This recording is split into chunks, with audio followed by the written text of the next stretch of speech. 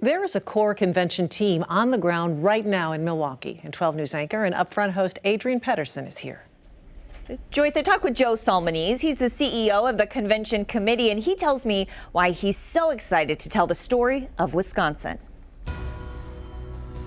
You start to sort of think like, oh, well, that could happen there, or that could happen there. Walking around the Deer District outside Fiserv Forum, Joe Salmonese can't help but get ideas for the 2020 DNC. Not only are we right downtown, but you look at these big open spaces and you think like bringing buses in and having a transportation system that can really quickly get people out of here. The longtime political strategist is also envisioning parties at places like the Mecca Sports Bar and Grill. We sat on their balcony, which no doubt will be buzzing this time next year. You're in the process of moving here from New York City. Yes. What are your first impressions of Milwaukee? What do you think? You know, I think it's a beautiful city. It's a beautiful convention city. You know, as you can see, everything that we'll be doing in terms of, what's actually happening at the convention will be right here in this area. But, for me, what I've been most inspired by is that there's this really wonderful, diverse group of people here in Milwaukee who came together to bring the convention here. And they're still working together. They're still in place doing the work on a day-to-day basis to raise the funds and engage the community and make sure that, we really lift up the stories of the people of Milwaukee and the grit and the determination that they have showed in bringing it here and make sure that that continues to be on display as this important event unfolds next year. And I've heard party leaders say recently that Milwaukee really represents values of the Democratic Party. What does that mean?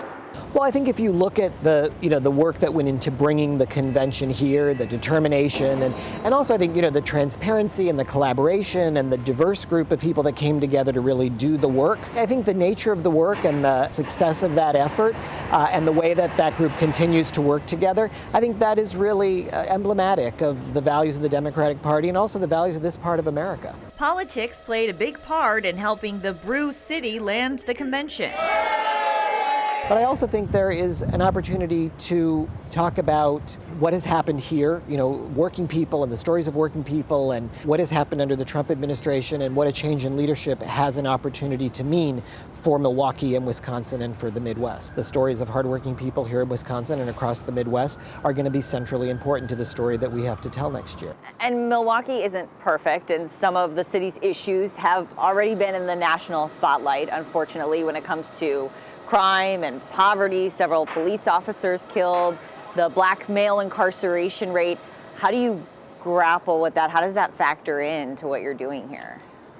Well, I think, that is the story of many American cities right now. And I think regardless of where this convention was taking place, we would be grappling with a lot of what's going on in, urban parts of America. And so for us, it's really about, I think, being respectful, being transparent, being collaborative, and being inclusive, being deeply thoughtful about how it is that we tell the full story of Milwaukee and Wisconsin and how it is that we incorporate that, again, into the storyline of next year's convention, and ensuring that we do so in a respectful and an inclusive way.